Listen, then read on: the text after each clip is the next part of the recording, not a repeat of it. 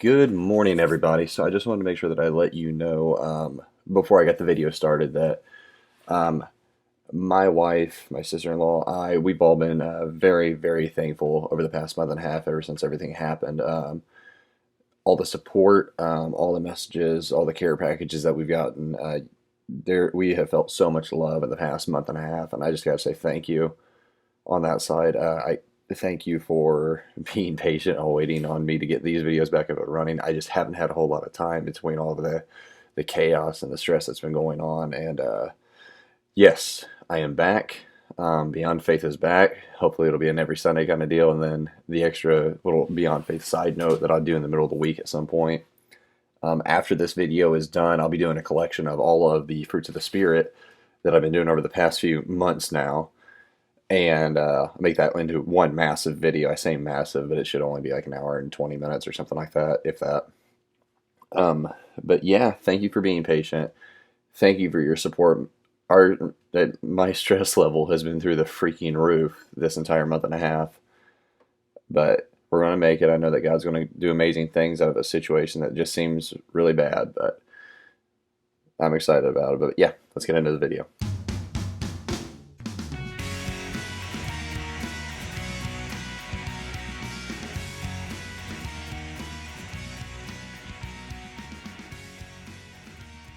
Good morning, everybody, and welcome to the final fruit of the Spirit, self-control.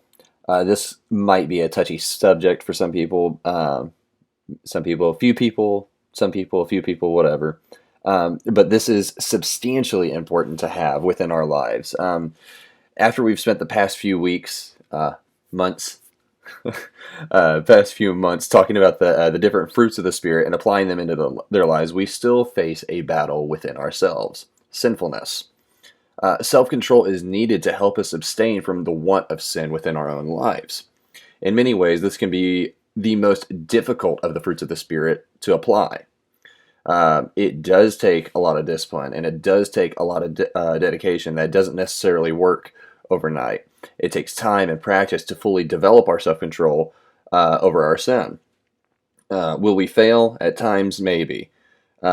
But when standing in the face of eternity with a guiding light, we learn to take a step and then another step and then another step until those steps become a run towards the Father of eternity. Do not let failure make you say, I am defeated. Instead, look to the past at all of your failures in your life and realize that because of those failures, you are more dependent than ever on the source of your strength. We learn from our mistakes. We find a resolve for improvement, and we apply for future circumstances. That is self-control.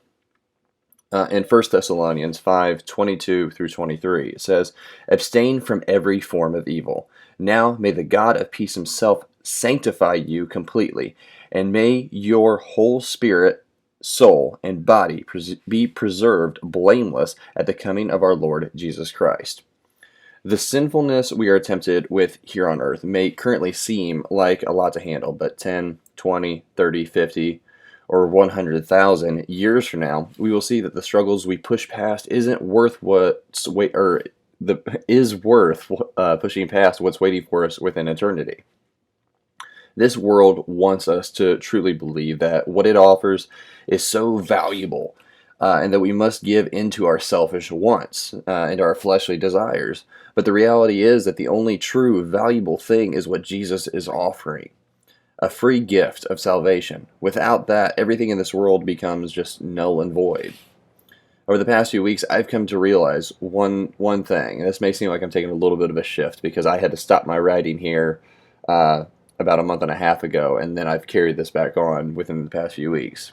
But over the past few weeks, I've come to realize something, that at the beginning of writing this video, my thoughts of self-control were mainly focused on staying away from our sin nature. But I've learned that self-control is so much more than that. It also keeps us within a firm faith of God. Following God and knowing that there is a reason can be hard. It can be a hard pill to swallow.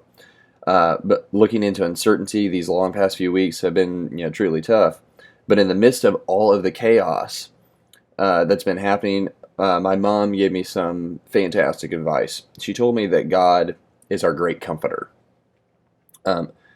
That while we are in our pain, He can reach into our life and He can give us this supernatural peace.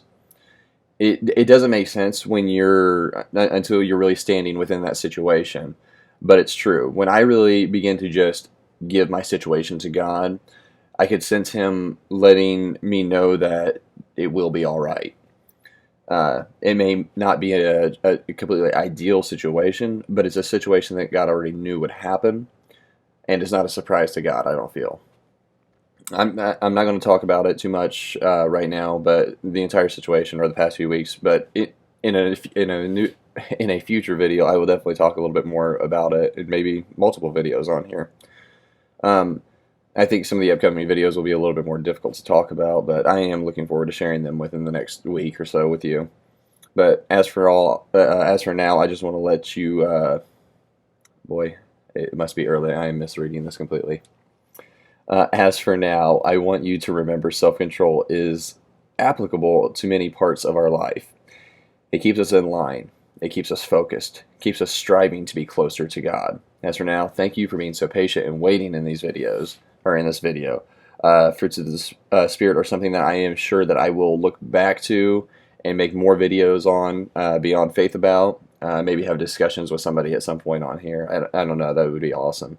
But thank you for watching this series. This is the conclusion. It's a lot shorter, but it's a little bit more difficult to write in between everything. But I can't wait to share again with you guys next week. So thank you.